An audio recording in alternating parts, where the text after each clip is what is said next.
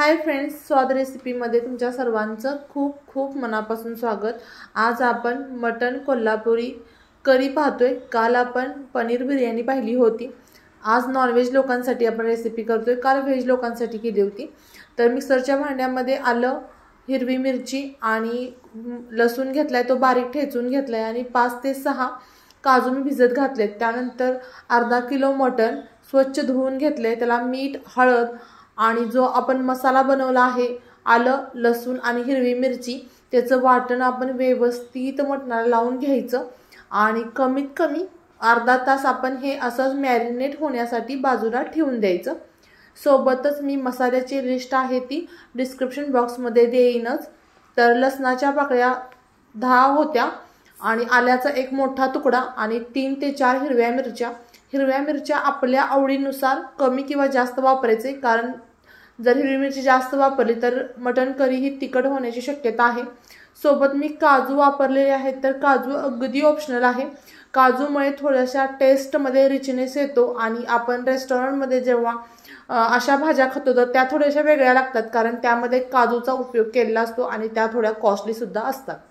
आता आपण एक कांदा घेतलाय मी मध्यम आकाराचा आणि खोबऱ्याचा एक तुकडा घेतलेला आहे, तो आपण मध्यम गॅसवरती भाजून घ्यायचा आहे।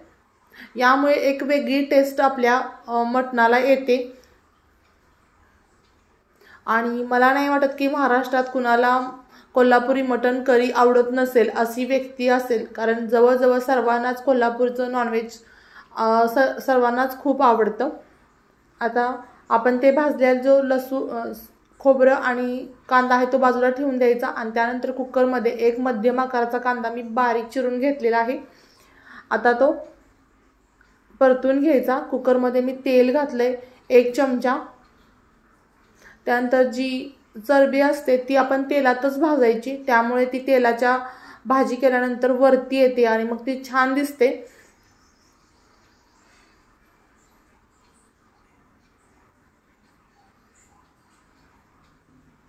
एक चमचा म्हणजे मी जो कांदा हलवताना वापरलेला चमचा आहे तो 1 चमचा। हळद घालायची मी, त्यामध्ये पण आपण हळद टाकले पण मला थोडीशी कमी वाटते, त्यामुळे मी कांद्यामध्ये सुद्धा आणखी थोडीशी हळद टाकते आणि सर्व व्यवस्थित मिक्स करून घेते। जर प्रथमच तुम्ही माझा व्हिडिओ पाहत असाल तर चॅनलला सबस्क्राइब करायचं आहे, जेणेकरून नवीन येणाऱ्या व्हिडिओचे नोटिफिकेशन सर्वात प्रथम तुम्हाला मिळेल। आणखी कोणत्या प्रकारच्या रेसिपी पाहायला तुम्हाला आवडतील त्यासाठी कमेंट्स बॉक्समध्ये कमेंट्स करायचे आहे। आता मॅरिनेट केलेलं जे मटण आहे ते कुकरमध्ये मी घातलं आणि व्यवस्थित मिक्स करून घ्यायचं। तर आपण कुकरची शिट्टी काढून घ्यायची नाही, फक्त वाफेवरती आपल्याला मटण शिजवायचं आहे। कुकरच्या शिट्ट्या जास्त काढल्या तर मटणाची टेस्ट जाते, बऱ्याच वेळेला पातेल्यामध्ये सुद्धा शिजवलं जातं। तर या पद्धतीने तुम्ही काय करा, कुकरमध्ये मटण शिजत घातलं की 10 मिनिटं आपण वाफेवरती अशी शिजवून घ्यायचं, कुकरचं टोपण न लावता, म्हणजे वरून फक्त मी टोपण लावलंय आणि 5-5 मिनिटांना आपण मिक्स करून घ्यायचं आणि मग त्यानंतर आपण कुकरचं टोपण झाकून एक 10 मिनिटं फक्त शिट्टी न होता आपण मंद गॅसवरती वाफ आतल्या आत तयार झाली पाहिजे आणि मटण शिजलं पाहिजे। तर अगदी मटण खाली लागू नये त्यासाठी मी एक अर्धा कपच पाणी घातलेलं आहे। तोपर्यंत आपण खोबरं आणि जो कांदा आपण भाजून घेतलेला आहे तो बारीक करून घेऊया आणि हे जे वाटण आपण मटन करीमध्ये वापरणार आहोत। फार कमी मसाल्यात तितकीच टेस्टी अशी आपली ही मटन करी तयार होते, अगदी झटपट होते आणि रेस्टॉरंटचा फील सुद्धा आपल्याला घरीच येतो।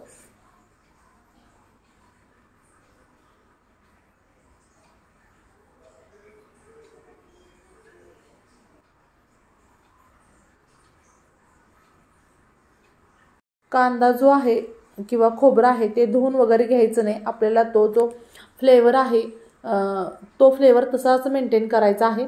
आता मी खोबरं आणि कांदा बारीक करून घेतलाय, आपलं मटण ही छान असं मऊसूत शिजलेलं आहे, मी तुम्हाला दाखवते।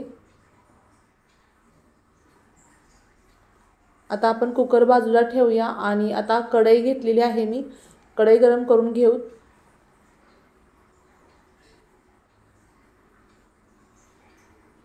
एक पळी तेल घालायचं, 1 चमचा ना, थोडंसं जास्त घातलंय कारण नॉनव्हेज म्हणलं की थोडंसं जास्त तेल लागतं। आणि जे वाटण आपण बनवलं आहे ते घालायचं आणि व्यवस्थित तेल सुटेपर्यंत आपण हे परतून घेऊयात।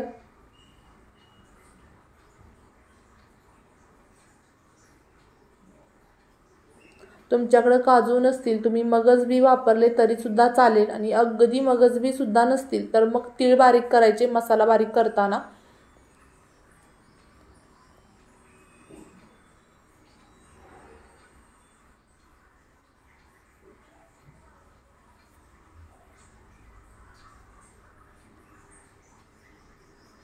आता हे खोबरं आणि कांदा आहे तो व्यवस्थित परतून घ्यायचा। मालवणी मटन चिकन असलं की ओल्या नारळाचा उपयोग केला जातो, आणि कोल्हापूर साईडला जेव्हा नॉनव्हेज केलं जातं त्यावेळेला सुक्या खोबऱ्याचा वापर केला जातो। त्यानंतर लाल तिखट म्हणजे कांदा लसूण मसाला आहे। या कांदा लसूण मसाल्यामध्ये माझ्या धने पावडर, जिरे पावडर, सर्व गरम मसाले आहेत, त्यामुळे मी टाकलेले नाही। जर तुमच्या कांदा लसूण मसाल्यामध्ये कमी प्रमाण असेल तर थोडीशी धने पावडर आणि थोडासा गरम मसाला घालायचा आहे, अर्धा चमचा। त्यानंतर बेडगी मिरची पावडर कलर छान येण्यासाठी फक्त वापरते मी।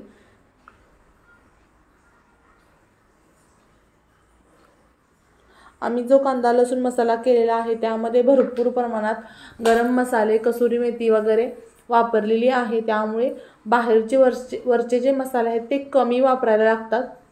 आता आपण जे मटण शिजवलं आहे त्यातलंच थोडंसं जे पाणी आहे मटणाचं ते मसाल्यामध्ये घालायचं, म्हणजे त्यामुळे तेलही कमी लागतं आणि मसालाही छान असा भाजला जातो, सोबत त्याला छान फ्लेवर येतो।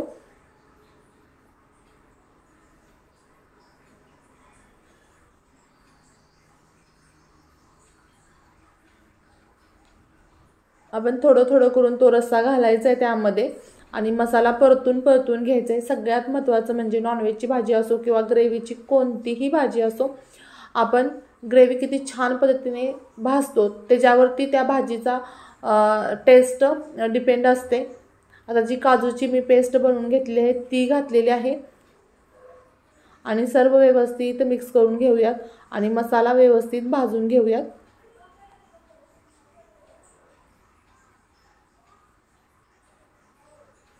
आता आपल्या ह्या मसाल्याला तेल सुटलेलं आहे। जे आपण उकडलेलं मटण आहे शिजवलेलं ते घालूयात आणि सर्व व्यवस्थित मिक्स करून घेऊयात, आणि त्यानंतर आपण यामध्ये गरम पाणी घालणार आहोत। गरम पाणी घातल्यामुळे आपल्या मटणाला तरी खूप छान येते, त्यामुळे थंड पाणी नाही वापरायचं शक्यतो नॉनव्हेजमध्ये, गरम पाण्याचाच वापर करायचा।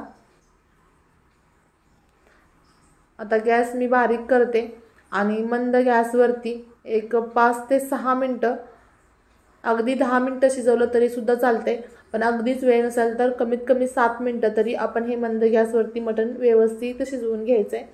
आणि वरून थोडीशी मी कोथिंबीर घातली, तुम्ही बघू शकता तरी किती छान आले, आणि अगदी दाटसर आपला हा मटण करी झालेली आहे। जास्त पातळही नाही आणि जास्त थिकही नाही, जशी हवी तशी झालेली आहे। आता आपण एका ताटामध्ये ही मटण करी सर्व करूयात। वाव, मस्तच।